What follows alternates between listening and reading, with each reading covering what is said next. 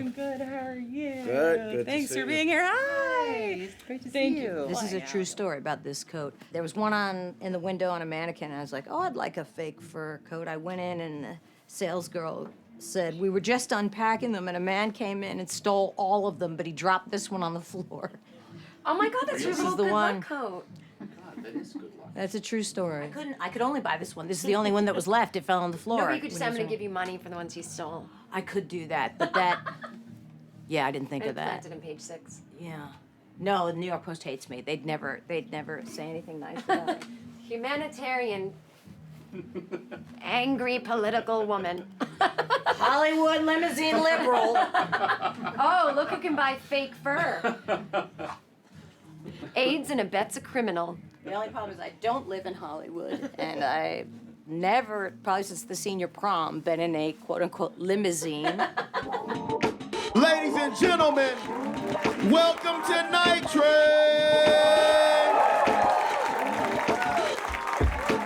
On tonight's show we have Clark Jones, Janeane Garofalo, Larry Murphy, Natasha Muse, Jen Kirkman, DJ Don Will, and now your host for the evening, the only man who can name all of Nelly's Saint Lunatics, Wyatt Cenac.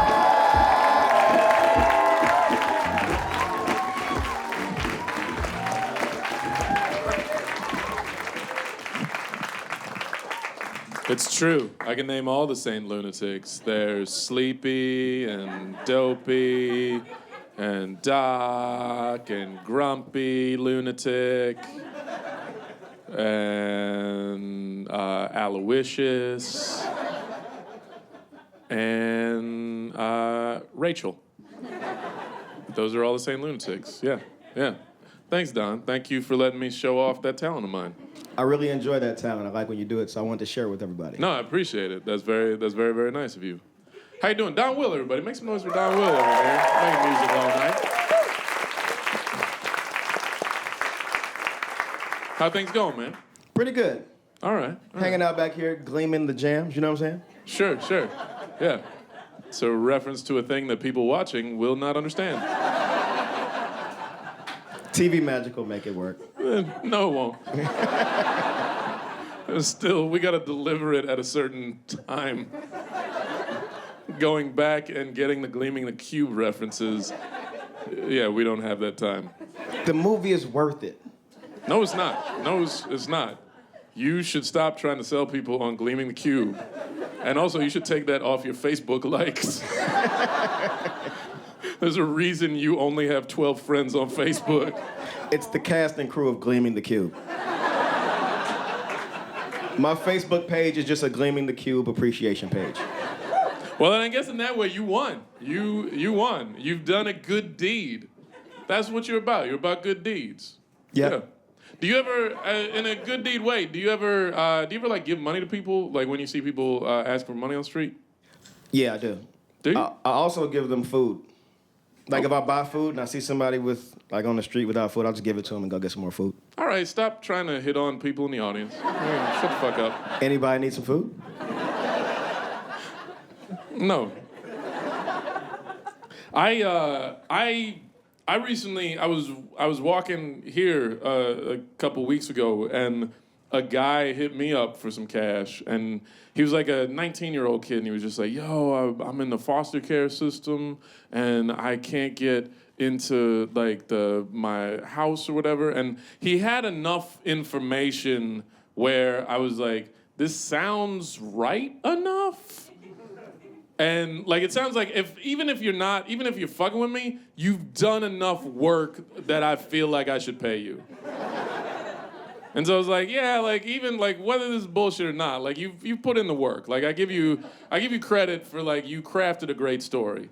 And so I was like, all right, I'll give you some money. And so I only had like 20s on me. I had like two 20s on me. So I was like, I feel weird giving him a 20, but I would feel even weirder like dragging him into a bodega and then having to be like, I'll take some gum and what are you worth? Like $1, $2, $1.50. Give me $1.38, and that's what he gets.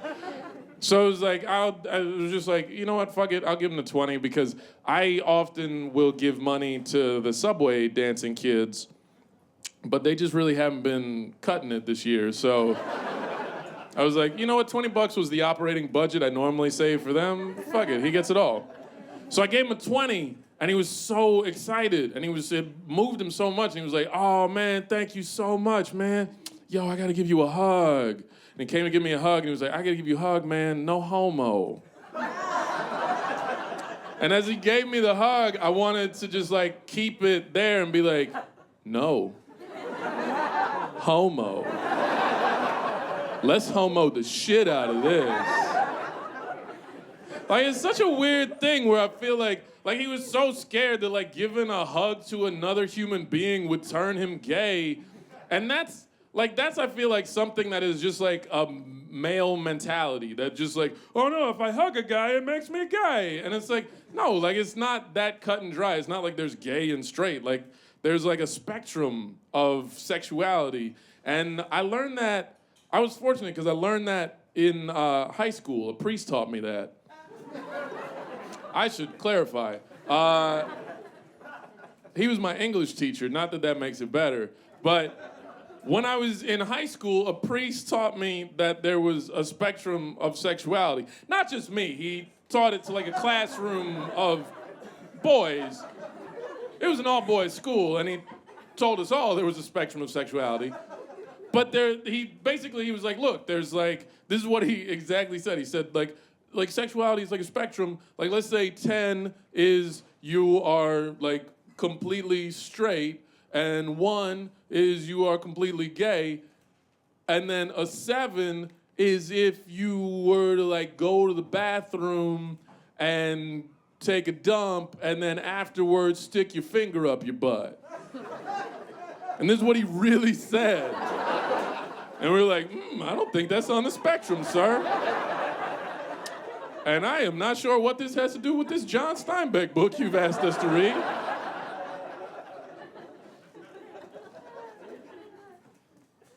It is one of those strange things, though, where I feel like men are way more homophobic than women. Round of applause if you think that. Yeah. No, and I feel that way because I feel like men are way more homophobic about stuff like that because being a guy is pretty gay. Like, it's kind of the gayest thing you can do is to just be a guy. Like, it's very gay. Like, you think about, like, everything that gets, like, held up is, like, oh, that's a manly thing. Like, oh, me and my buddies are gonna go get in our man cave. Like, that's a great name for a gay bar. Like, that's, like being a guy is gay. Like, even, like, oh, football. Like, yeah, football. Let's watch a bunch of muscly dudes in tight pants just grab on each other. And then a bunch of other dudes will just sit in an arena and watch it wearing like Tom Brady's jersey like they were his high school girlfriend. Which I wouldn't fault Tom Brady if at the end of the game he just looked up in the stands and was like, you're coming home with me. And here's the thing, I bet a lot of New England Patriot fans would do it. But I bet you if you were like, oh, Ted, man, like, you hooked up with Tom Brady, like, are you gay? He'd be like, no, man, I care about winning. That's all this shit is, it's winning.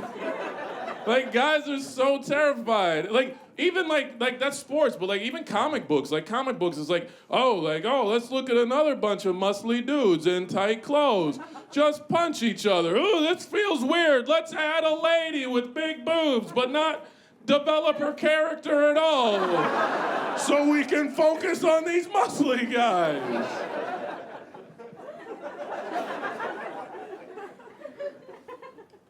Being a guy is gay. And here's the thing, like, I love sports, I love comic books, and it's one of those things where it's like, I don't think I'm gay, but at the same time, I don't want to say definitively that I'm not, but mainly because I don't like speaking in absolutes. I don't, because I just don't want to be at some point in my life where like it's maybe like 5-10 years from now and I'm living in New Mexico with some dude named Reed where we raise alpacas. It's like morning time and he's doing that thing to my ear that people do and he's just like, hey. And I wake up and he's like, hey, remember that time at that comedy show when you said you weren't gay? And I'm like, yeah, you got me.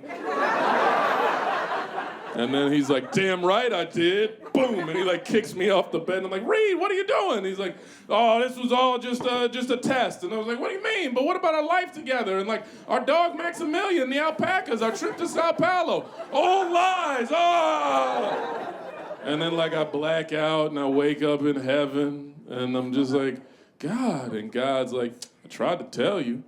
I'm like, what you mean? He's like, remember that time that weird old man walked up to you and he told you had a pretty face and he invited you to his house for soup? That was me. But you couldn't take the hint, could you, Mary? And then he just starts kicking the shit out of him. Like, God, no! And he's like, I'm not God, I'm the devil. Ah, there's no heaven for you. And then I black out again. And I wake up in Asgard. Home to the Norse gods like Thor and Odin. And there I see Odin and he's like, hey, come here. And I'm like, wait a minute, the Vikings had it right this whole time? And he just looks at me, he's like, nah, I'm just the devil, I'm just fucking with you. And he starts kicking the shit out of me again. And so that's why I don't like speaking in absolutes.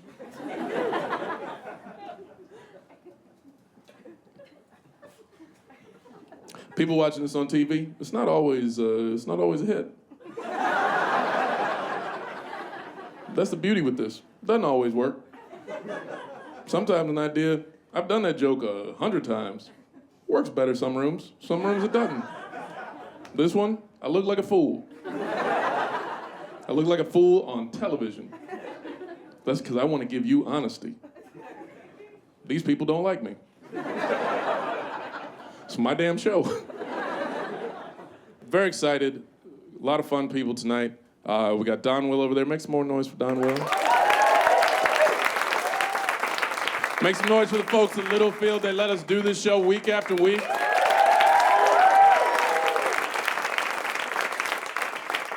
I'm very excited to bring your first comedian out. He's a very talented comedian. He's also known in circles as the Iron Cobra. You must ask what circles those are. Crocheting. He's the Iron Cobra of crocheting. Ladies and gentlemen, Clark Jones.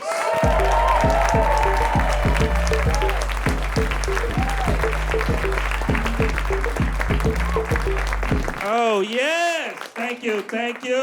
I see a lot of Clarkitects in the building. I don't know all of you or where you all come from, so I'll do a quick broke check. I just want to see where we are financially. Make some noise if you've ever slept in real late because you couldn't afford to eat 3 times that day. You want to. You hungry. You starving, but you ain't 10 a.m. hungry. That's outside of the budget, and you got a strict 2-meal budget. It's tough, Brooklyn. I know, and that ain't the toughest thing in my neighborhood. Right now, one of the drug dealers in my neighborhood is going through a tough breakup, and I know that because the music on the block is changing. I was very much used to murdering, drug dealing, murdering, killing, drug dealing, bass, drug dealing. Every Sunday I could count on that. Came out of the house the other day, very loud coming down the block. Mariah Carey's When You Left, I Lost a Part of Me. Now, it was a lot of bass coming in, so I couldn't recognize it at first, but I was able to gather the melody because I've been hurt before, and I know how that song goes. When you left, I lost a part of me. It's been... Right, you gotta hit your rib cage, because that's a high note. And I know he's one of the top drug dealers because it was 6 Dominican dudes around the car co-signing this bullshit.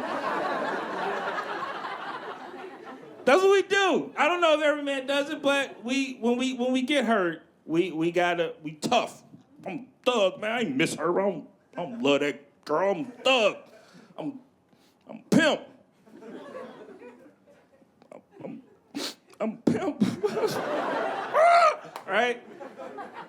That's what happened. I was in a breakup. Girl, she said to me, Clark, I don't see a future with you, right? So I said to her, well, I don't see a present with you, right? Which is pretty good for some shit that I didn't mean at all. I was like, please don't do this to me right now. I ain't got my tax returns. I'm very vulnerable. I live in Brooklyn. I get along with all the Dominican drug dealers in my neighborhood. We got a good relationship. We vote on things, right? We took a vote on whether they could continue to use the N-word around me, and I lost by a large margin. I was the only no vote, right? But that wasn't even the most lopsided vote that we took. I'm like, y'all this is New York, everybody keeps up with current issues. I asked all the Dominican drug dealers in my neighborhood if they stood with Planned Parenthood. I asked them this, right? Does anybody here stand or support Planned Parenthood? Okay. Very good, very good. So does every Dominican drug dealer in my neighborhood. Hell yeah, we stand with that. We need abortions, bro. We need that shit. They even tried to shame me for asking the question at all. It was like, hell yeah, we need that shit. Nigga, what is you, soft? I'm like, no. Y'all really stand with Planned Parenthood. As a matter of fact, that should be the slogan for Planned Parenthood. It should be, nigga, what is you, soft? I ain't soft. I believe in the woman's right to choose whatever she want to do with her body. When you left her. That'll get a lot more men to support it. It's all attack our masculinity. That's how you do it. Speaking of masculine, I was home recently. I have a very confident dad, like know-it-all father. I don't know if anybody here has one of those dads. You give it up for my daughter, everybody. She's very, yeah, you be thinking you know everything. My dad knows how to do things even he isn't supposed to know how to do or have a proven record on it. I was having dinner with my family every night, and every night having dinner with us was a teenage African-American male. Okay, I know it sounded like he committed a crime. It was just a young black dude having dinner with us every night. Nobody's addressing who this is, right? So I got mad because I thought my dad had a child out of wedlock, and he was slowly trying to work him into the family. Like nobody would notice. Like a new character on The Simpsons or some shit like that. So I confront him like, Dad, who is this? Who is Poochie? Who is this young man having dinner with us? My dad says, oh, son, I'm his mentor. Oh, really? They just let you do that, right? Now look, I am a 32-year-old stand-up comedian with 4 to 6 roommates.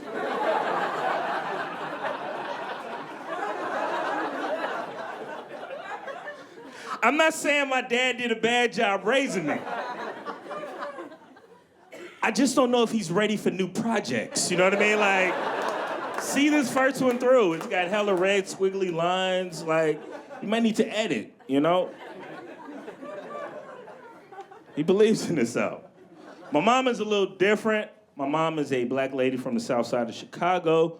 Always votes Republican, okay? Listen up. You can't boo a black mother. Those are the rules.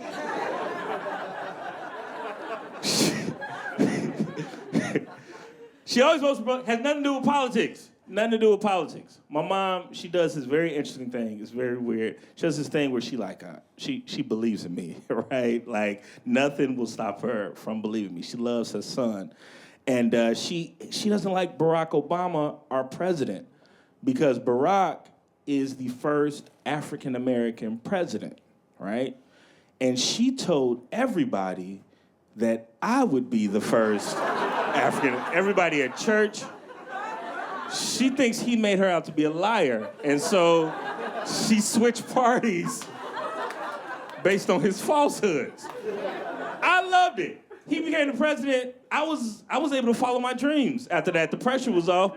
2008, Barack became the first black president. 2008, I hit my first open mic as a stand-up comedian, right? Now, it's been up and down for both of us. But my website always works. JonesTheClark.com. Get registered. Get you some healthcare or some show dates or whatever's up on that internet. Music has always been a big part of my life. I look to music, just to get away from all the nonsense that happens in the world. Jazz was big in my life. Jazz was everywhere in my childhood. My whole childhood was The Cosby Show and Zatarain's. I don't know if y'all remember. Zatarain's is jambalaya in a box, and every commercial was a celebration. I loved it. It introduced me to, I don't know if anybody here is from New Orleans, but I love, I go to Popeyes for the music. I don't even like chicken that much, right? Went to this mixed race high school in Chicago, got introduced to some different things. I went through a Creed phase. Y'all are my friends, so I can be honest with y'all. This went through a Creed. Look, they sold 80 million records. I know I'm not the only one. Very popular group. Greatest lead singer in the history of music. Crazy motherfucker named Scott Stapp, right? This is why I love Scott Stapp. He gave me the most confusing but useful ad-lib that I've ever heard in music, right? I'm gonna share it with y'all. Some of y'all Creedaholics know what I'm talking about. Scott had this ad-lib where he went, no, no, no, no, no, no. Yes, I did. What the fuck does that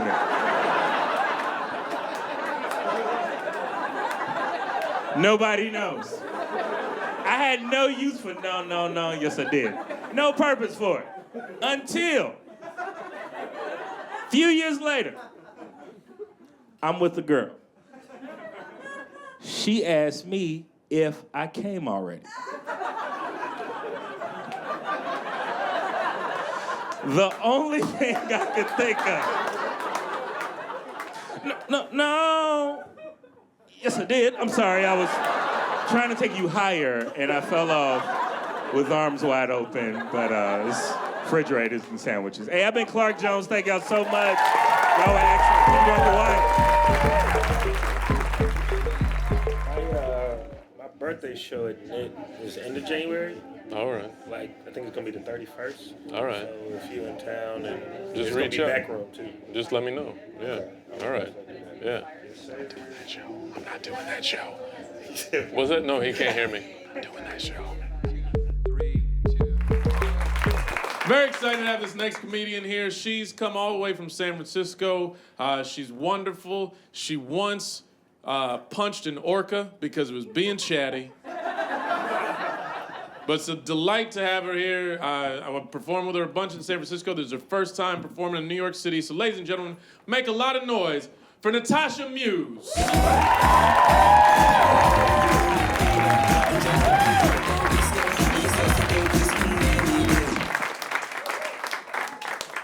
Hey, what's going on, everybody? All right, woo's going on, yeah.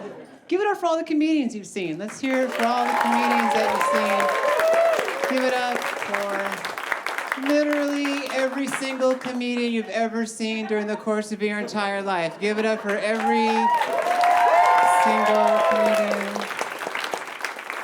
Right? Give it up for God, probably the best comedian of them all. Give it up for God. His life's a joke.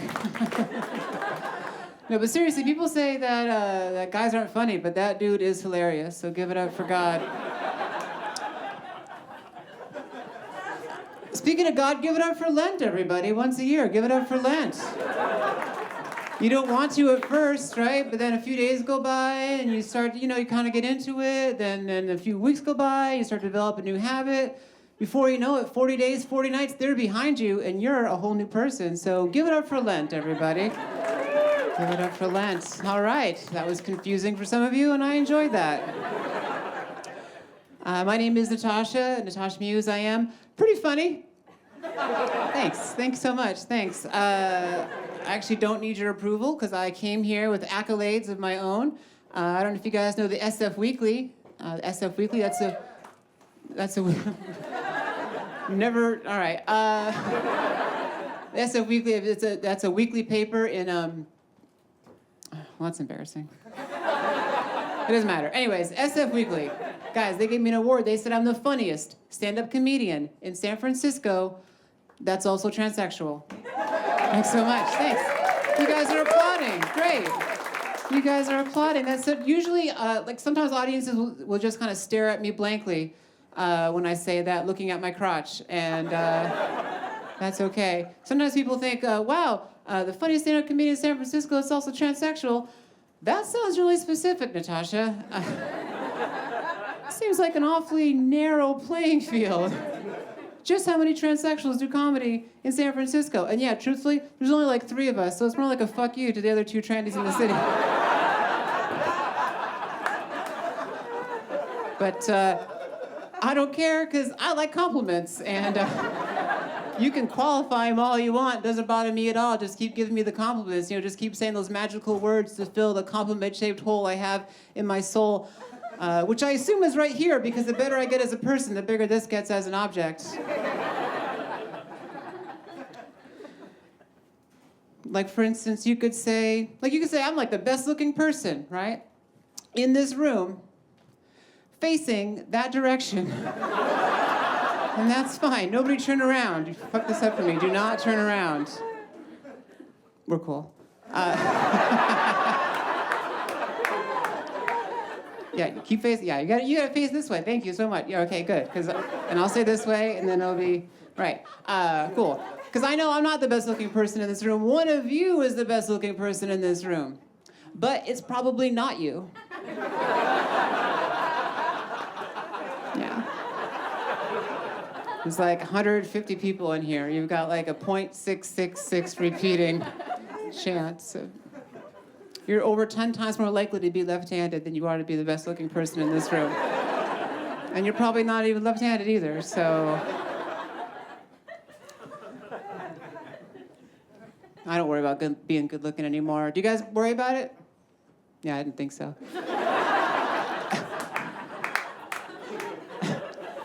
No, I used to worry about it a lot, but I keep getting older, and the older I get, the less I worry about it, like I keep having birthdays. You guys have birthdays? You guys have these? I feel like I've had one every year, but I don't actually remember every one, but then I was like, I probably would remember if I didn't have one, you know what I mean? Anyways, I turned 35, it was like, thanks, it was like 64 months ago now, and, right now, I'm like the oldest I've ever been. It's getting pretty ridiculous, so I don't really worry about being attractive too much, because, everyone, I don't know, it's like everyone's like always trying to prop each other up, right? Always trying to tell each other we're beautiful all the time, right? Everyone's always like, but I feel like, and there's like this song, I don't know if you know this song, it's like, we're all beautiful, that is what I say. Right? You might, do you recognize it? Yeah, some of you might not recognize it because I sing it a little bit better than the original. It's Christina, and right, it's like, I am beautiful, you are A-okay. Guys, that song's bullshit, right? Because we're not all beautiful. If we were all beautiful, we wouldn't need the word beautiful. Yeah. Like there's not a word for being covered in skin. Because we're all covered in skin.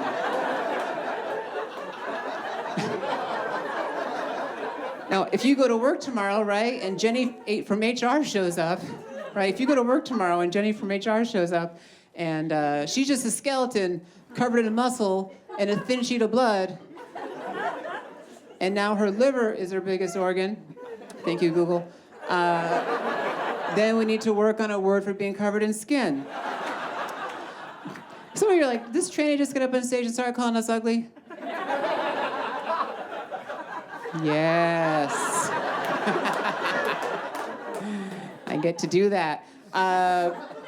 It's cool because being attractive is a skill, right? It's a skill you got to work on, right? It's a skill you got to like. What do you got to do to be attractive? You got to shout. People love shouting out shower. I don't know why. And it's great.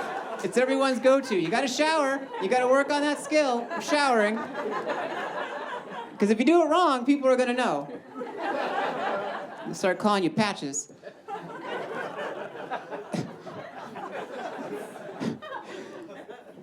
It's, I don't know.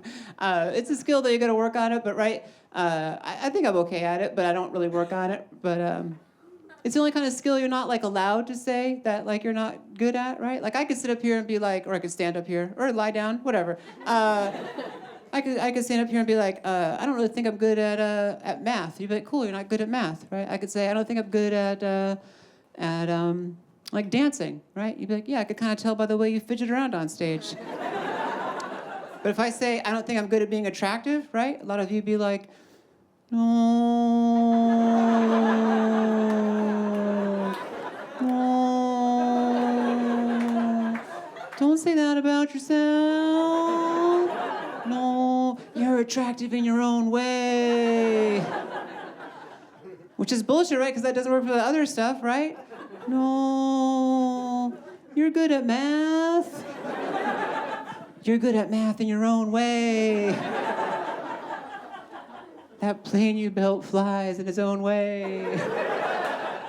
Very badly. And being attractive doesn't mean anything good about yourself, right? It just means that you're attractive. Like, it doesn't mean that, it doesn't mean you're morally upright, right? It doesn't mean that your dad's gonna fly out to California to go to your wedding or anything.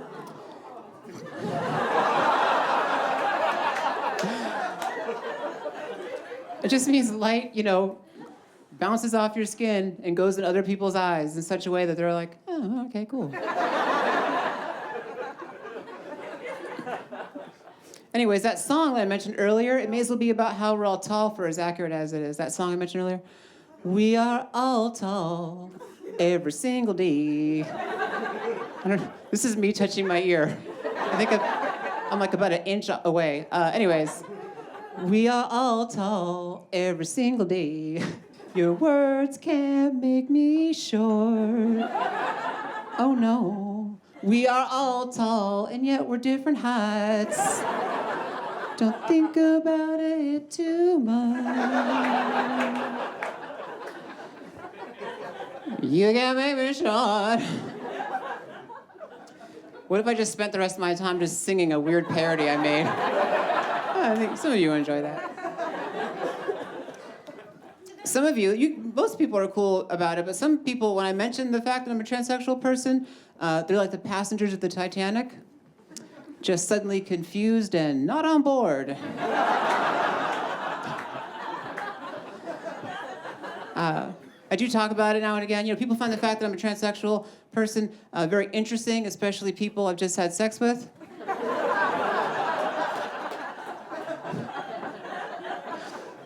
I like that joke. I like that joke. Usually there's one guy in the back, though, who's just like, that is not funny.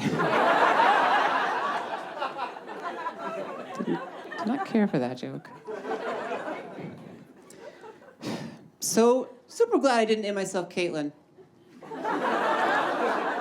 They dodged a bullet there.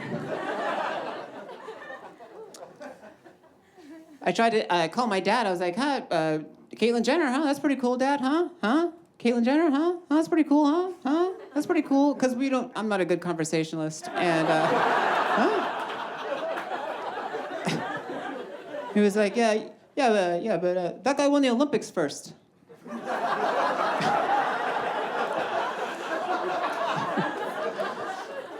The funny thing is that joke actually makes it sound like we have a much better relationship than we actually.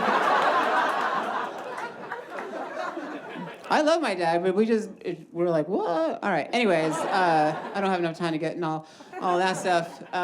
This isn't my therapy session or anything. This is the thing. Whew, boy. What's going on? I don't know. Having fun. You having fun? Yeah, this is great. I'm having a good time. So far, I haven't thrown up on stage, so yay. So far, huh? Splash Zone. Gallagher, huh? Remember that guy? He's still alive. Anyway. Here's a thing people ask me about being trans. Are there transsexual people in New York City? Okay, there's like 6. All right. Anyways, a lot of times people want to know, how do you know you're transsexual, right? And how do you know? It's a good question, right? Here's a great way to find out, is you get a sex change operation. Yeah. And if you regret it, you were not transsexual. But you are now. One of us, one of us, one of us. Oogle-bockle, Redenbacher, where's the popcorn? Get the butter. Okay, I gotta make like George and Jet Son in just a minute, but I told myself I wasn't gonna say that joke, but I still did. Every time, people don't laugh. I was like, I probably shouldn't do it for this important thing, but nope. Not worried about the stuff that my dad might see, but definitely Anyways, I'm gonna tell a quick story, and there's like a little bit of a dip in the middle, so just be prepared. But then it gets better, you know. It gets better, right? We're all supposed to say. Anyways, I was in Golden Gate Park after a show with some friends of mine leaving the show. Well, I mean, they were just other comedians, but call them friends, you know. And it was late at night, it was dark, I had my purse, they gave us a free bottle of wine, which is my way of saying that they didn't take all of the wine with them when they left. And these 2 skateboarders rolled by, right? One of them knocks the bottle of wine out of my purse. I'm kind of upset. I'm like, oh my God, my bottle of wine, my bottle of wine. But I'm like that kind of mad, like, $2, you know, not like super angry. And I kind of chase after him a little bit, but I'm wearing heels, so, you know, how threatening could I be? Apparently very threatening, because I think that one of the skateboarders fell off her skateboard and it kind of rolled back towards me. And as the skateboard rolled towards me, the other skateboarder ran towards me, holding his skateboard aloft, and he whacked me in the face, in the head, in the chest. That's what I said. This is the dip I mentioned, right? And knocked a chunk of my tooth out. It was really upsetting. And it was really upsetting for a second. And then I was thinking to myself, it was late at night, it was dark. I don't think this guy knew that I'm transsexual. Guys, this wasn't a hate crime. He hit me late at night in the dark, right, in the park, like he would have hit any other middle-aged lady. I thought that was pretty cool. You know, some people look at their tooth in the ground and say, hey, half my tooth is out of my mouth. But you know what I say? Half my tooth is still in there. Okay, guys, I've been Natasha Muse.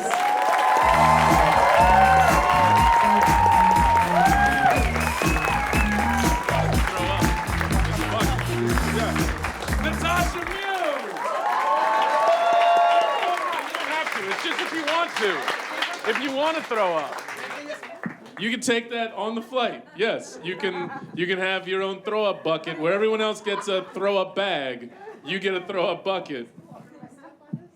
I have a feeling if you were to show up and sit next to someone on a plane and you were just like, no, this is just my throw-up bucket, you would get upgraded to first class so quickly. I love everything about this idea now. It's like, oh, you know what, you're good. Can we upgrade her? Like, I've got points. Just send her to the front. Yeah. No problem. That's what happens when you do the show. You've always done the show whenever we've been in the Bay Area. This is your first time coming to New York to do the show. What you didn't know is that everyone who does the show in New York leaves with a throw-up bucket. Well, you know, this is on my bucket list, so... Oh, wonderful. Yes. Natasha Muse!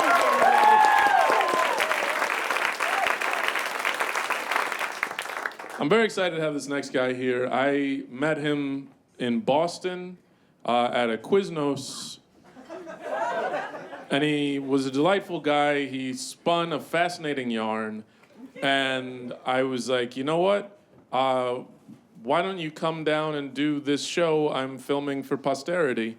And he was like, that would be great because of a very exciting business opportunity. So, ladies and gentlemen, Boston's own Larry Murphy.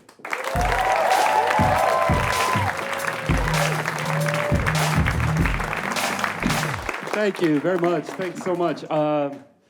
Like Wyatt said, yeah, I have a new business venture. Yeah, I'm pretty excited about it. It's called Puppets and Such, and I've been doing it in New York. Yeah, it's going pretty well. I've been doing mostly children's birthday parties. And it's been going good. It's been going all right. I mean, my business plan didn't take into consideration they only happen once a year, so it's like it's not coming as fast as I would have. But I'm sticking with it. And wait a second, I forgot those guys. Hold on. All right. Just wait 1 second.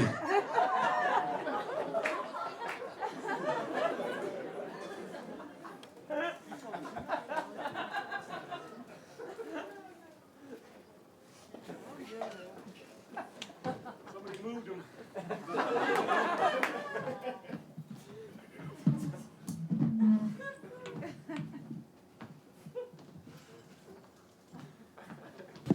Test. Test.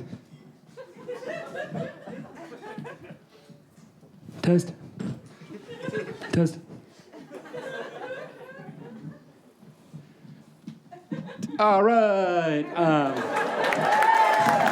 Thanks. All right. Bum ba da dum. Bum ba da da. Puppets and Such. Please welcome Mr. Policeman. Let him know.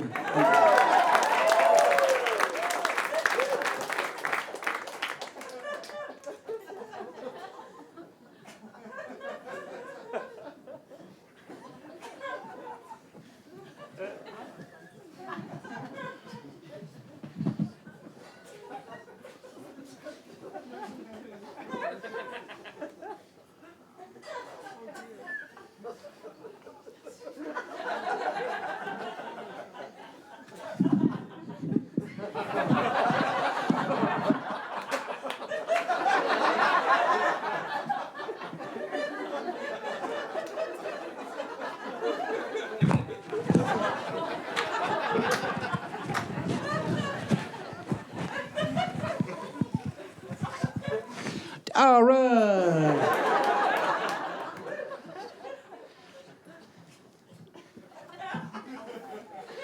Okay, go ahead and introduce yourself. My name is Officer Dennis Gaza. I've been working for the Boston Police Department for 18 years. Oh, wow. I was working for, just walking a regular beat. For a while, I worked on a K-9 unit. And most recently, I worked for a DARE program. Wow, that's pretty cool. K-9, that's dogs, right? Yes, sir. Yes, it is. Yeah, I had a partner for a while. His name was Akui. Oh, wow, that was the dog's name? Yeah, his name was Akui. But he'd rip your fucking face off. But he wouldn't rip my face off, would he? No, he'd rip your fucking face right the fuck off. He did not care. No, but he wouldn't rip my face off because I didn't do anything, all right? No, he would rip your fucking face right the fuck off. He did not care. Wow. So how long have you had that mustache? Are you serious?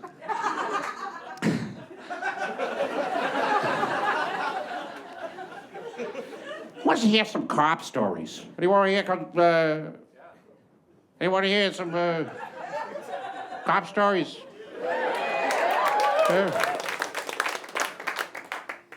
So it's working a double. You ever work a double, sir? Did you ever work a double, sir? Sir? Did you ever work a double? Sir? Sir? Did you ever work a double? You never worked a double?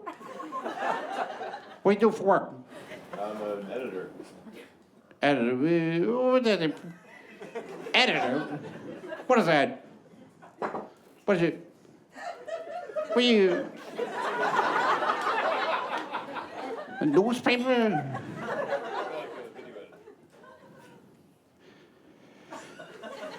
Anyway, I was working a double.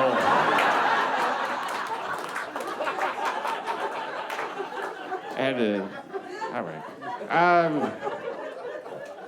Working a double, you double shift, it's Sunday morning, you know? And I go into the parking lot, and I hear banging in the paddy wagon door, you know? So I just says, that's suspicious, you know? So I go back into the desk sergeant. I says, there's someone banging. And, anyway, whatever, you know. Says, I don't think so. Says, well, don't tell me what I fucking heard, because I heard fucking banging, you know. Give me the keys to the paddy wagon. So he gives me the keys to go out, open up the door to the paddy wagon, and there's a guy in there. A guy that they PC'd on Friday. Protective custody, sir. Yeah, they put him in there for protective custody. Anyways, he says, hey, what day is it? I says, it's Friday. You know, he says, it's Friday, you're free to go. You know, but it's Sunday. I tell him it's Friday, but it's Sunday, right? He's pie-eyed. You don't know what day it is, you know? You're free to go. But around the station, everyone was like, hey, what day is it, you know? What day is it? And if it was Thursday, we'd say, you know, it's Wednesday.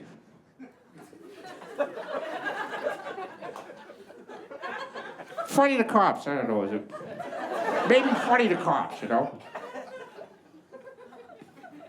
No? Anyway. Got any questions, got any question for me? All right. I didn't expect that to happen, I don't know.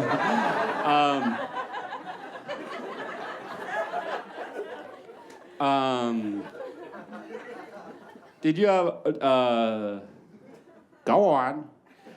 did you ever see the movie The Departed? Yeah. Did you like it?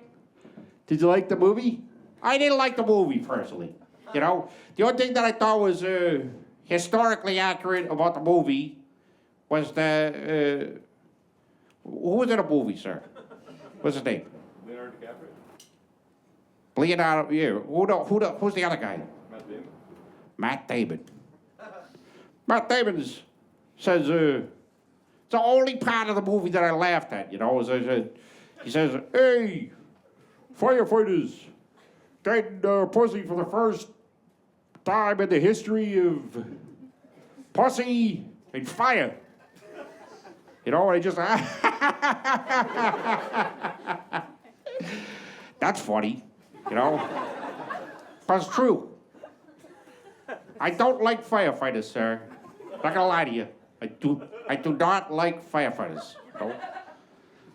Oh man, that makes it a little weird and awkward because I'd like to welcome our next guest to the stage. Please welcome Mr. Firefighter. Let him know.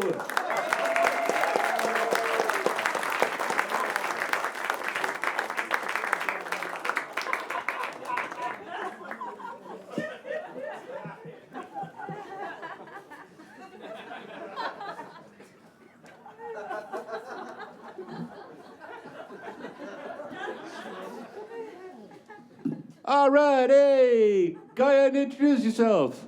My name is Lieutenant Donald from the Boston Fire Department.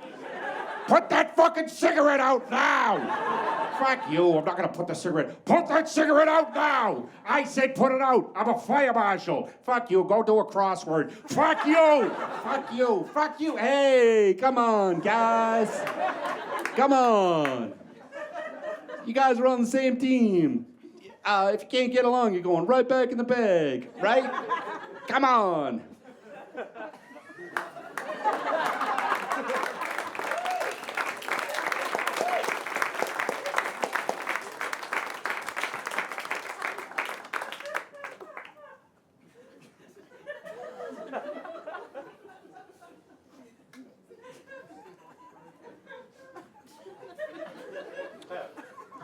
Hey, I don't want to be in the bag with this guy.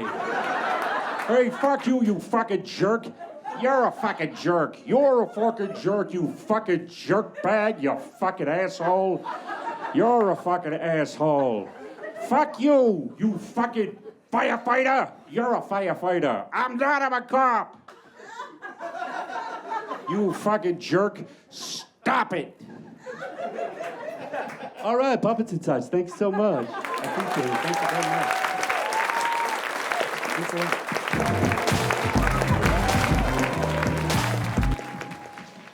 Thank you. We're gonna get through this. Yeah, we are. We're gonna beat this thing. We're gonna beat this thing. The Underground Railroad can't hold us. We're gonna make it to freedom.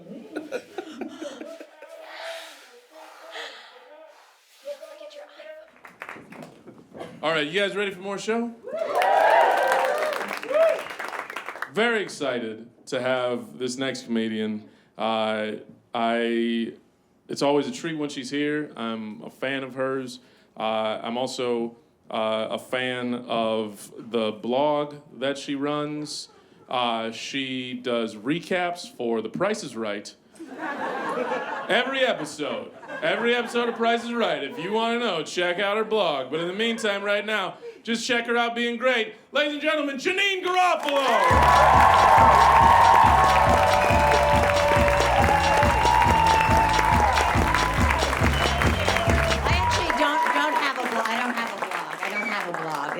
He was just, I don't have a blog. I don't. Okay, 10 minutes. We only have 10 minutes.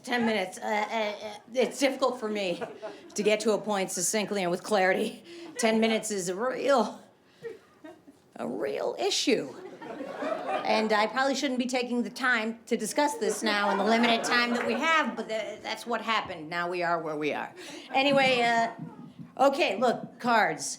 I would like you to know that about 5 weeks ago, I discovered that I've been using the word dearth incorrectly. This is, it was terribly embarrassing. I have been using the word dearth. This has been going on for years, I can assure you. I've been saying dearth, and I said it in front of a group of people, one of whom was Stanley Tucci, long story. But you do not want to misspeak in front of the Tooch. He's cultured, knows wine, has a cookbook, lives in London, that kind of thing. And I thought dearth meant a lot of something. I know that now. What I'm saying is why did no one say it before? This is and I'm sure I put the word veritable in front. It just feels right to say veritable dearth. Well, I've been doing it for so long, and now when I used to say fatigue instead of fatigue when I was when I read it. That was clocked in the 5th grade as it ought to have been, and that stopped early. But this, I'm an AARP. I'm over 50. Dearth was just corrected in front of Stanley Tucci. Now, I'm not a strong joke writer, clearly.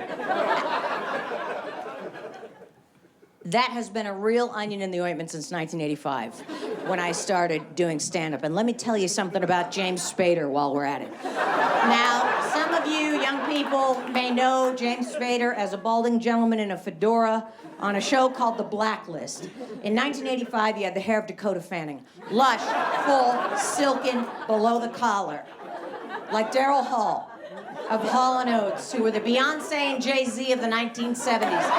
Hall & Oates, power couple. Made it happen. Now, the reason I tell you that, I'm not being pedantic, it's just that we're in Brooklyn and I smell the stench of student loan debt. Hanging heavy in the air. We're skewing young, the demo. Student loan debt, student loan debt, student loan debt. So it's all there, it's all there. It's all there, and I'm very sorry for it, but the good news is we'll be underwater in 12 years, so you'll have bigger fish to fry. Leave it, leave it. Is anyone here 26 or younger? I have something fun and exciting to tell you. And also, let me also apologize for the aggressive society you were born into. Storage wars, cupcake wars, cutthroat, why all the wars? Are the stakes that high? Here's something you do not know, young person. There was a time before you were born that Law and Order was not on. Fact. Fact.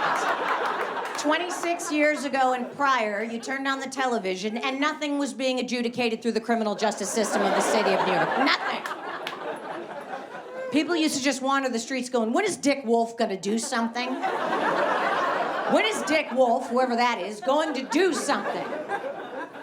And he did. He meant well. He did not mean to spawn a cottage industry of misogyny and torture porn as a crime procedural, but it gets away from you. It's difficult to get your arms around the thing once it...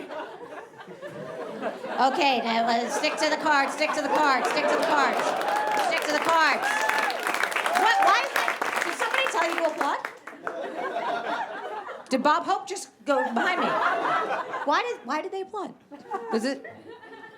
That's weird. Okay, now, stand-up comedy. I started mentioning 85. I'm not a strong joke writer. That's abundantly clear. But I'm uncomfortable calling myself a stand-up comic. So what is it that I do? I have grappled with this. And also, I don't say yes to life. But that's not... We don't have time for that. But we don't have time for that. But I would like to elaborate it. But I don't think there's time. But I don't say yes to life. I'm risk-averse. That's why I don't have children. And also, that's why I've never wanted to be married. Actually, I've never wanted to be married, mostly because I don't want to become skilled at hiding purchases. I don't want to have to hide purchases from my significant other, whether they be big-ticket items or snack foods that I said, don't let me eat this, or something that I love, and I know that he or she, I don't want to be heteronormative, I don't want to use gender binaries. He, she might eat this snack. I don't want to hide it. I don't want to hide snacks. I feel like that's why purses are getting so big. That's speculation. I don't have hard data on that, but I feel like that's why purses are getting so large, is so people can hide their purchases before entering the home. And I don't want that in my life. And I'm risk averse, like the hotel industry. Don't have time. But that's why your windows don't open, because of suicide. Anyway, because we used to check in and out the window they went. It's just... Back to the point. So what is it that I do? I was doing a show in Seattle, and a very nice young man came up to me after the show and said, I enjoyed your talk. And I'm like, that's it. That's what I've been doing since 1985, talking. I'm talking, but I'd like to think I'm talking with you, not at you, as I do not like bullies. Is Chris Christie here? Because he loves comedy, Chris Christie.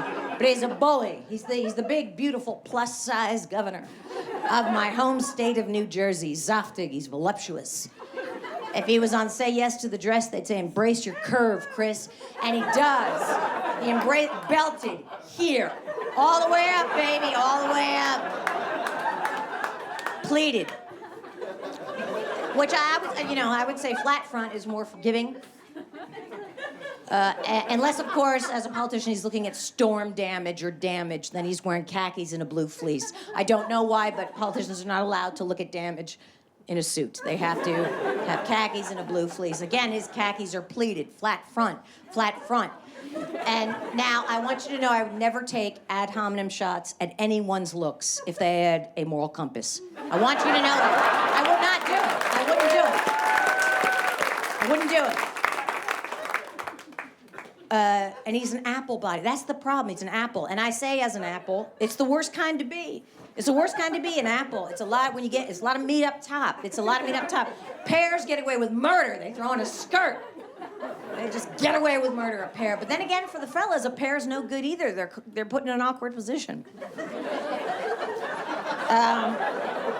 Citizenship, what does it mean? Good citizenship.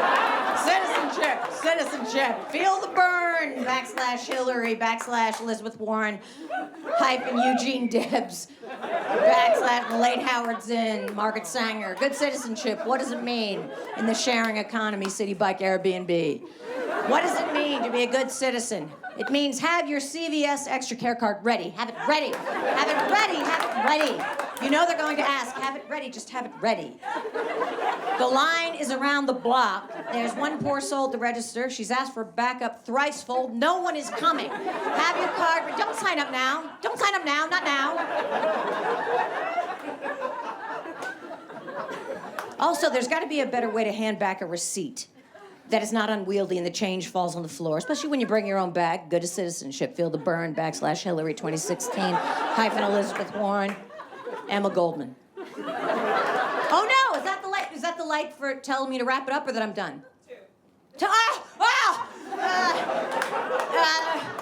Have your seat. Okay, Metro card with your Metro card. Swipe 5, step aside. Swipe 5, step aside. Swipe 5, step aside. When you're going into the subway, turnstile, swipe 5, and 5 is generous. Good citizenship. 5 is generous. A lot of people don't, get impatient earlier than 5, but I'm feeling the burn, /Hillary. Because I support them both. I do. And I feel like when it's abundantly clear that it's not working, just step aside and you can look at it or blow on it or whatever you need to do from the side. Sometimes I'm behind a real optimist at the subway, and I'm compassionate to their plight, and sometimes I have to clear my throat, for real. I have to clear my throat, and I won't do it. I won't do it because I don't want them to think I'm the kind of person that would go, I won't do it. Feel the burn, / Okay. All right. Fire trucks are loud. We know this. They're loud. They're loud. Okay. It is what it is. But don't do this. It's not nice. We're all in this together. Put your hands down. It's arrogant. Someone's in danger. Don't do that. There's people who made it through the Dust Bowl and the Depression only to be sent to World War II. Put your hands down. Take it. Not nice. Whenever I see people doing that, it reminds me of those who drink their tea two-handed. And usually with their sleeves over their fingers. I'm so cold. Cold. Does anyone have half a Cliff Bar? Just have a kind bar. Just a kind bar. Okay. All right, let's not argue. Citizenship, let's not argue anymore about the pyramids. Can't have it. Let's not talk about the pyramids. There's no way humans built the pyramids. There's no way humans, except for the fact they did. Let's leave it there. Stop denying the ancient Egyptians their mathematical prowess and their love of a large bureaucratic task. Okay. All right. Stop with the no smoking. That's low-hanging fruit. Leave the smokers alone. Leave it alone. On the airplane, they needn't mention it. Has anyone been on a flight to Milwaukee recently? What do you mean I can't smoke on this flight? Since when? Thanks, Obama. They might as well just say, President Kennedy was shot in Dallas. There's no blockbuster video, and there's no smoking on this flight. And also, by the way, smokers, only 30% of cancer deaths are lung. 5% of that 30 are smokers. Now, no one wins by this metric, but I'm just saying put it in perspective. All right, and in summation, HGTV, it's not a bonus room. God damn it, it's not a bonus room. Stop with that. Stop playing the baloney card, real estate. It's not a bonus room. It's a room that was always meant to be in the house. Don't do that. I don't like it. Don't talk to me like that. Not me, the TV. The TV. It's not a bonus room. Now, that is not a nice way to end. I'm not mad at anyone. Honestly, I'm not. I was just speaking in strident tones, so... Oh gosh, how do I Okay, I'll leave you with a quote from Bobby Flay.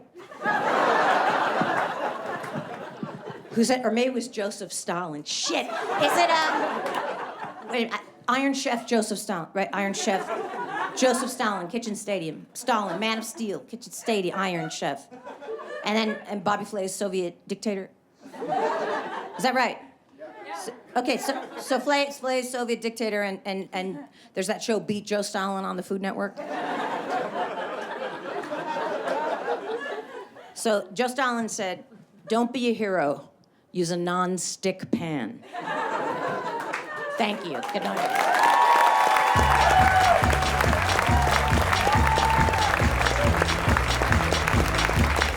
Janeane Garofalo.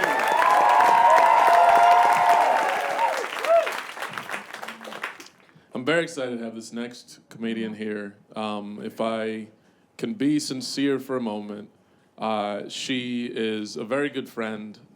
She is the only person who, whenever she's in town, she was here and she just like, for like 2 months and just did the show every week for 2 months. She did a residency. That was what she called it because she's fancy.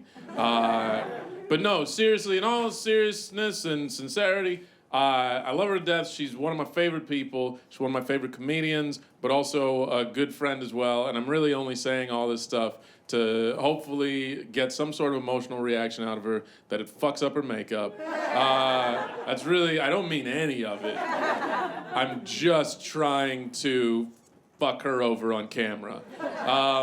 No, she's a delight. She's wonderful. She's the queen of coats. Ladies and gentlemen, Jen Kirkman.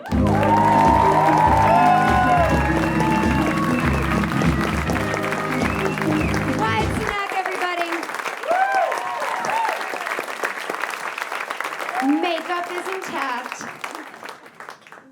I cried at how long the intro was, but not that it was sentimental. Oh, come on, we can laugh. Come on, it's like a roast. I don't know what this is. Hi, you cannot hear the laughs on stage, and it's a problem because I feel like I'm bombing. I'm assuming you're laughing. I'm not gonna not blame the acoustics. They're laughing. Oh, they are. Okay, good. Thanks, Wyatt. Yeah, no worries. Yeah. Whew. Tight 30? Okay, thanks. So I just turned 41 a couple months ago. That is not it. Thank you. That's very sweet. That is on a premise. That is a true thing. I have been told by people that I don't look 41, whatever that means. And I would like to shut that down now as a compliment, right? When people go, "You don't look like you're in your 40s." Good. Like it's a good, like good. Good for you. And I feel like if I take it as a compliment that I look young, that's like saying looking young is preferable, and then I'm afraid what happens the day I do look in my 40s. If I walk outside, are people gonna be like, "Oh my God, there's a woman that looks in her 40s out here. No, she's not going back inside. She's comfortable in her own skin. It's worse than we thought." You know, so.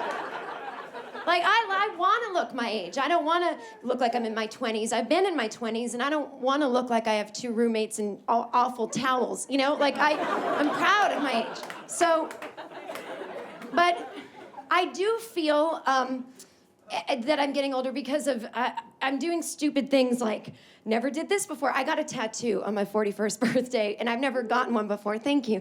And now, I think there's 2 kinds of tattoo people in the world. There's the people that treat it like body art, and they keep adding on, and it's just part of their thing. And then some people just get one very meaningful tattoo that says something that represents something that means something to them. And so I think I'm the one and done type, right? But I couldn't think of anything I ever wanted. I never thought I would get one. And I was like, I don't get my horoscope or something in Chinese. Like, I want it to really mean something.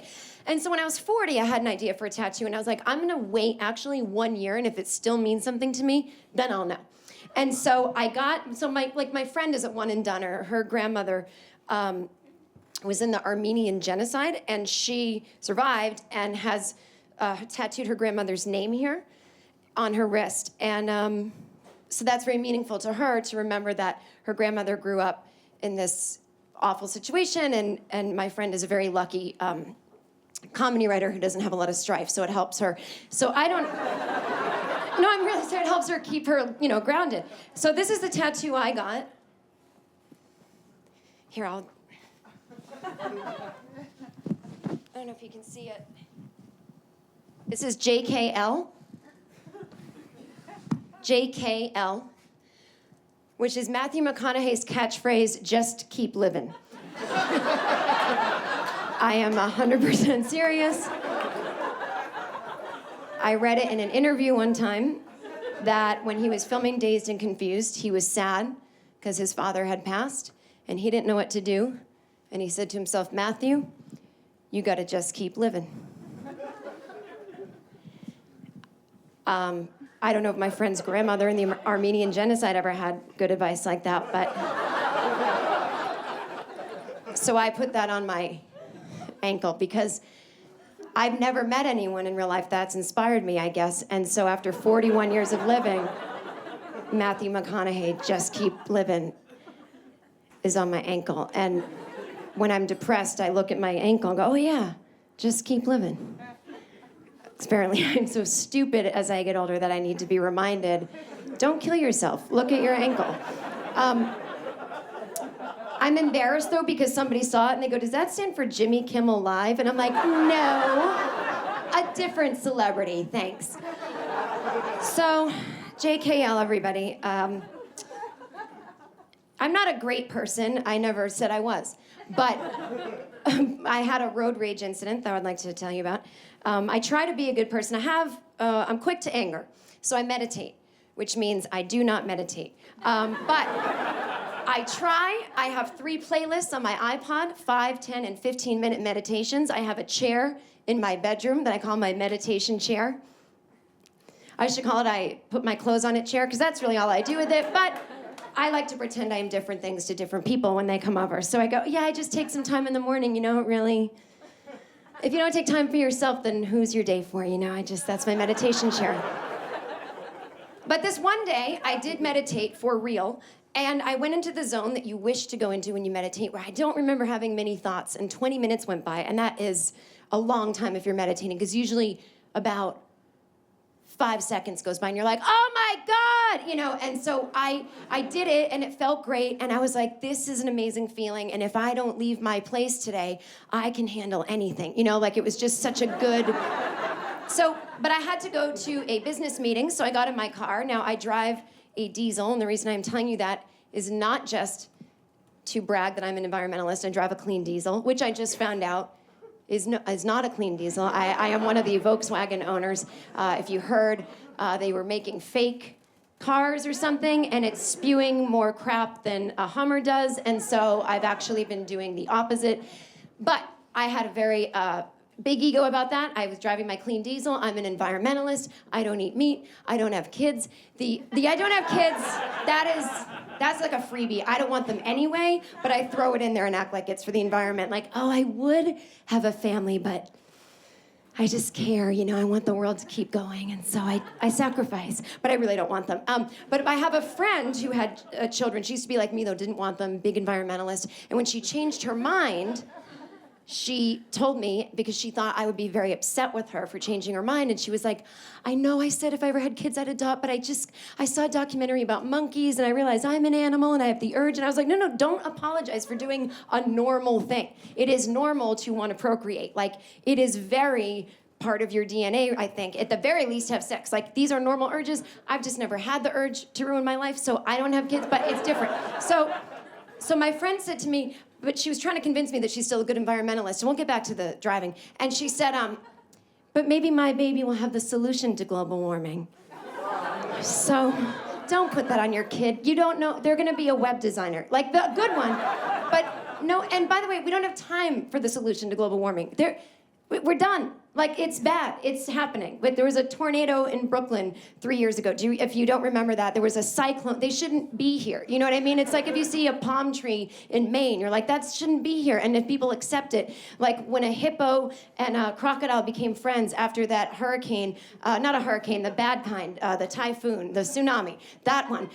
Do you remember that thing? It's cute on the internet when 2 animals that shouldn't be together wash up, but that means the world is ending, when things start coming together. So anyway, my friend, there's no solution, unless her baby came out day one, with afterbirth still on it, and it was like started talking, I have the solution. And then they put that on YouTube, and then people were like, oh my God, have you seen this baby with the fucking solution to global warming? And people were like, I know, that baby's got some good ideas. And it's like, don't do that, but do this, and I'm the baby with the solution. And then people are like, well, didn't Al Gore say those same things 20 years ago? They're like, yeah, but he's stupid and tall and fat, and I don't like him. But I like the baby. It doesn't make me feel threatened. I like the baby's ideas. So anyway, driving my diesel car, which isn't good for the environment, I don't know this, but the reason I bring up I'm driving it is because it sticks sometimes when the light turns green. And I used to think, that's my little sacrifice for the environment. But now I realize it's sticking because it was made of poison. And so the reason I bring up that it is sticking is because I am driving, I am at a green light, and my car will not go. And so it took 4 seconds longer to get through the light, but I'm in LA, it's in the morning, it's very busy, everybody's busy. And this guy behind me beeped. And I started to get angry because at heart, I'm just an angry Boston person. And I was like, started to get pissed, and I was like, I meditated today. I don't have to hear that horn. There's a sound, but I can make it whatever I want. I hear children laughing with candy. I don't think so. And so I keep driving, and I turn the corner, and the guy that was beeping at me turned the corner, and he pulled up next to me. We're both at a red light, and I just kind of looked over at him and smiled to acknowledge, I heard your horn, didn't affect me, right? Just in a condescending way, like I meditate, because why meditate if you're not gonna condescend to others, right? And so I'm sitting there in my bliss, and my windows are open, and he's kind of this, like, looks like he could be in Entourage, like a joke of what you think someone in LA looks like kind of balding Mercedes, like douchebag kind of guy. And all of a sudden I hear him go, hey, dumbass. And I look, and I'm like, that can't be to me. And he goes, dumbass. And I go, me? And he goes, yeah. What were you doing at the light? Texting? And I don't know why, but that fucking pissed me off. Now, I could have just said, no, it wasn't texting. My diesel sticks sometimes. Namaste, but I didn't. Because there's something so sexist about the way he said, are you texting? Like, that's what he thinks of women when they don't start the car right away. Like, I'm just sitting there like, why won't you date me? You know, like, I'm not texting. But instead of being calm about it, I was like, the meditation wore off. And I put my car in park, and I stood in the driver's seat. I opened my sunroof, and then I stood in the passenger seat, and I got in his face as much as I could and went, what the fuck did you say to me? And he said, I said, were you texting, dumbass? And I go, no, I wasn't. Now, what I'm about to tell you is true, meaning I said this, but the fact in the sentence I'm saying is not true. I said, I wasn't texting, I had something on my mind. My mother just died this morning. She didn't die that morning, just to be clear. He goes, you're still a dumbass. And I'm like, oh, what kind of person says that to someone whose mother just died? Now, I know I'm lying, and my mother didn't just die, but he doesn't fucking know that. So don't you judge me in this story. You pretend that you don't know my mother hasn't died. And you go, that is fucked up to say that to someone whose mother just died, right? He's a bad, bad person. And so then he goes, oh. He didn't say anything to me. I go, that's right, go fuck your car. I don't know what that means, go fuck your car. But I had to commit to it because I'm angry. You don't want to come out of the anger, you look stupid. I go, that's right, stick your dick in the tailpipe. What are you, some producer? You tell 20-year-old girls you're gonna give them a job? I know you, you're a loser. Now the lights turn green. I go, you've got nothing to give. And he drives off, he goes, you're fucking crazy. And I'm like, do not call a woman crazy unless you want to see a woman go fucking crazy, right? And I was like, I meditated today, you asshole! And I'm screaming, and I'm standing in my sunroof, shaking in the passenger seat. The light is green. And I'm like, oh my God, I meditated today. What if I hadn't? You know? And I'm losing it. Now, I got back in the car and sat down and started to drive, which is what you're supposed to do if no one here has gotten their license yet. At a green light, you're supposed to sit in the driver's seat and drive. You don't stand in the passenger seat screaming. Just a hot tip from Aunt Jen. Okay, so before we wrap up, so a woman pulled up next to me. She'd been there the whole time. She'd been behind me. Swear to God, this is true. She was in a red little car. She had those cat eye sunglasses, a scarf in her hair. She was of some kind of European something. And I go, I promise I'm not crazy. She goes, she's smoking. I love older people who smoke. They're just like, this won't affect me. Just some people it won't affect, right? And she's just like, I know you're not crazy, you're passionate, you know? And she drove off, and that was it. And I was like, yes, have you ever been acting mental in public and someone sides with you, you're like, that's a fucking amazing person. That is a good person who gets it. And I'm like, that's right, I'm not crazy. Of course, an American man calls me crazy because they're all, you know, they're so afraid of women. I'm not crazy, I'm passionate. And I know it's true because a European told me so. So now I'm driving. And I go to the next light and it's still red, so there's the guy. Doesn't even matter that he drove off. And I want to say something like, running to stand still, but I can't. I didn't think of it until just now to say that. So I go, I don't say anything, and he goes, hey, I'm sorry. And I was like, oh, well, thank you. I am not crazy. And he said, well, I don't know about that, but I meant I'm sorry about your mom. And I go, oh, yeah. Yeah. Yeah, so much paperwork today, you know? What? I don't know where that came from. I had forgotten that my mother died. And so when he said, sorry about your mom, what I had was a natural reaction to the news of my mother's death, which now I know when she passes, my reaction won't be to cry or go, my God, she was my string that connected me to the universe. I'll just say, so much paperwork, bro. Like, why would I have done paperwork so soon? Like, and so I just felt like I'm a really bad person. And he said, you know, I hope whatever you're doing today goes well. I go, you too, man. And then he drove off, and then I just started sobbing. And I was like, I'm really opening up today. And I think it's the meditation, you know, because I've already talked to like 2 people, and I wouldn't have done that. Or maybe it is my mom, but I'm just feeling so, I don't know. And so, you know, maybe he is a producer, and maybe he's a good one. And so then I park the car and I go into my meeting. I'm like, hey, Jen, love to work with you. Nice to meet you. Thanks, bye. And then I'm like, I should have to fucking tell them what I just did. Like a registered sex offender. Like I should have to go to door and be like, I get angry sometimes. Like, I can't believe I'm allowed to act like that and then I get a job and people like me. Like, how am I that same person? Like, because when I'm home at night, you know, I'm mostly just sitting around 6 to 8 hours a day watching television.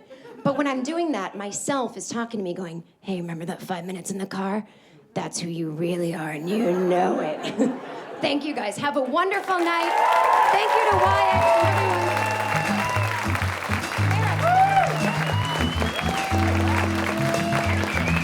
everyone. Jen Kirkman. Do you want to tell them that?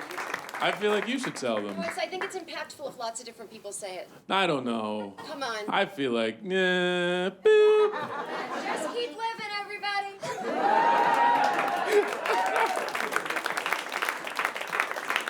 That was so much better with no real context. Jen Kirkman, everybody.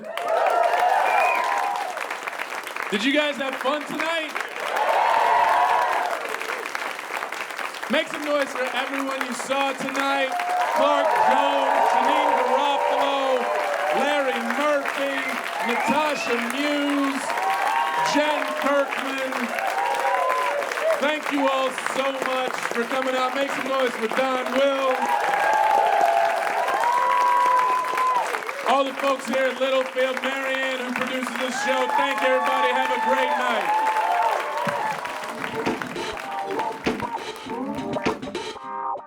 I purchased 2 seasons of ALF on iTunes. Does it hold up? Not that I wouldn't have paid for it, but I just thought it was funny. They were having a sale for $3. It was on the homepage. It doesn't hold up, but it's not because it's cheesy. It's dark.